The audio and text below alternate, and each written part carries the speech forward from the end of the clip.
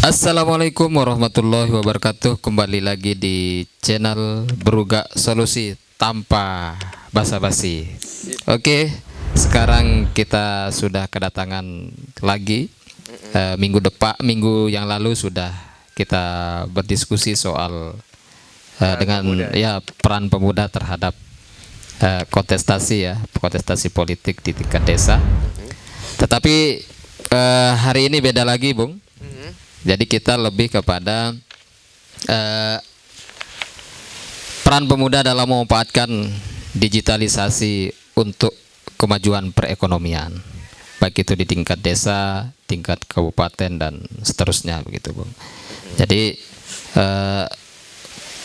perlu perkenalkan diri, mungkin ada penonton baru yang belum kenal di Bung. Dipersilakan Bung, diperkenalkan diri. Baik, perkenalkan nama saya Muhammad Saidi di sini. Saya dari Langgalawe, Desa Mesmas, Kecamatan Batu Keleng Utara. Dan hari ini saya aktif dalam bidang ekspor kemiri, begitu Bung? Yang alhamdulillah itu sudah jalan kurang lebih 1,5 tahun begitu. Alhamdulillah. Bagaimana peran pemuda, Bung, terhadap digitalisasi ini untuk bagaimana kemajuan perekonomian begitu? Apakah peran digitalisasi ini penting atau bagaimana bagi anak-anak muda? Kalau menurut saya, Bung, ya, berbicara soal digitalisasi hari ini itu sudah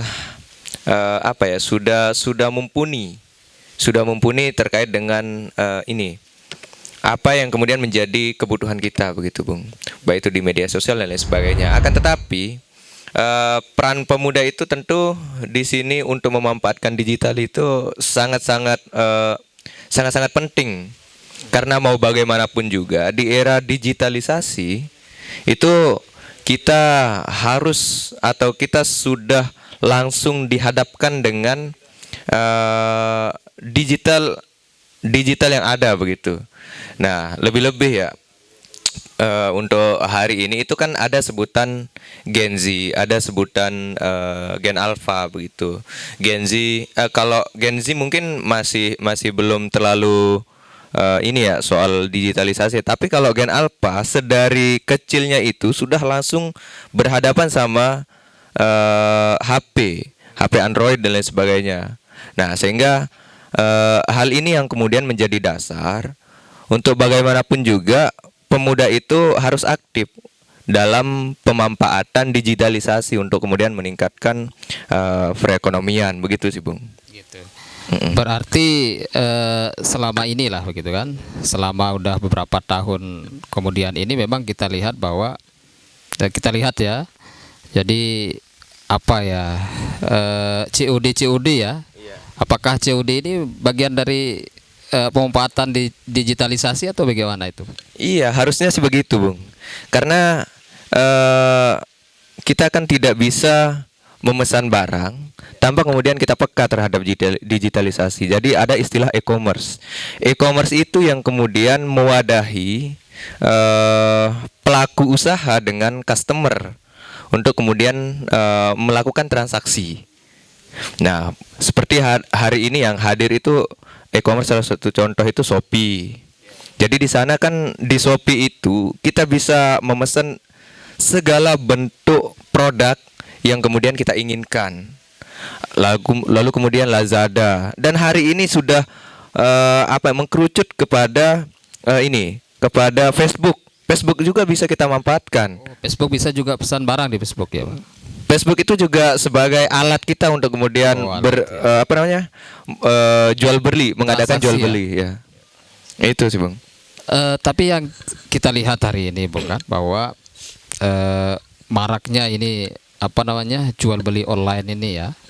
Jadi menurut pandangan Bung, ketika anak-anak muda ini tidak memanfaatkan digitalisasi yang ada, lalu kemudian apa sih dampak terhadap usaha anak muda ini yang kemudian tidak memakai digitalisasi itu sendiri? Kalau dalam hal ini seperti yang saya sudah paparkan sebelumnya itu bahwa digitalisasi ini kan sebagai alat.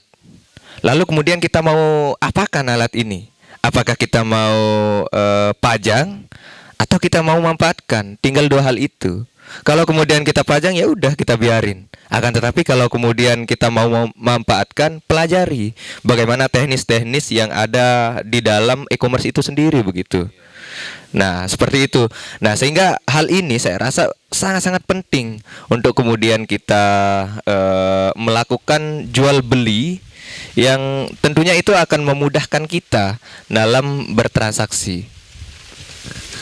Lalu kemudian kiat-kiat apa yang akan dilakukan oleh Bung sendiri supaya anak-anak muda kita lah gitu kan melek terhadap penggunaan digitalisasi untuk pengembangan dan kemajuan usahanya di masing-masing wilayahnya.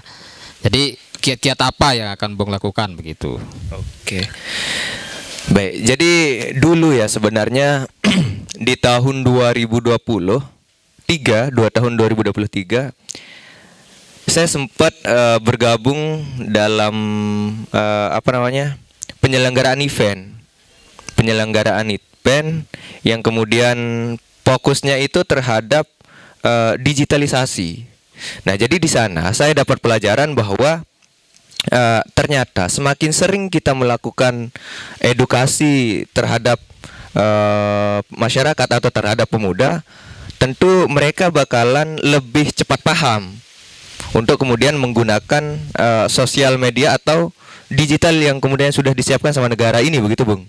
Nah, sehingga poinnya itu bahwa mungkin saya bakalan lebih mengedukasi kepada teman-teman muda begitu pentingnya digital ini untuk kemudian kita manfaatkan sebagai alat transaksi begitu. Nah, dan yang terjadi hari ini sebaliknya, Bung, sebenarnya.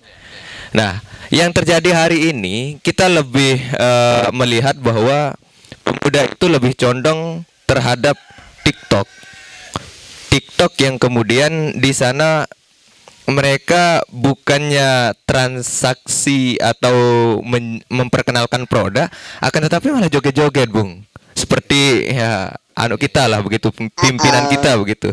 Hal ini saya rasa kurang menarik karena sebagaimana pemuda itu harusnya bisa melek bahwa TikTok itu bisa kita manfaatkan sebagai alat untuk kemudian kita melakukan transaksi seperti yang saya jelaskan sebelumnya, Promosi Bung. ya, promosi bisa di situ ya. Iya, Bung. Iya. Oke, baik begitu. Ya. Jadi terima kasih kami sampaikan kepada teman muda kita yaitu Bung Saidin ya. Jadi bisa hadir di tempat kita ini di waktu yang sangat singkat, Bung, tetapi insya Allah apa yang sudah disampaikan itu akan didengar oleh ribuan orang begitu, yang kemudian akan menjadi inspirasi bagi adik-adik muda terutama, bahwa sangat penting banget gitu kan. Iya, sangat penting banget dan sangat penting sekali begitu digitalisasi ini untuk alat promosi bagi produk-produk yang ada di tingkat desa, tingkat dusun, tingkat kecamatan dan seterusnya begitu. Oke, terima kasih. Kami bersama Bung Saidin akan mengakhiri diskusi pada siang hari ini. Selamat berjumpa kembali, Bung. Jangan bosan ya diundang sama channel kami, karena ini adalah untuk kepentingan bersama begitu. Oke, terima kasih. Sampai berjumpa kembali di Berugak Solusi tanpa basa-basi. Wassalamualaikum warahmatullahi wabarakatuh.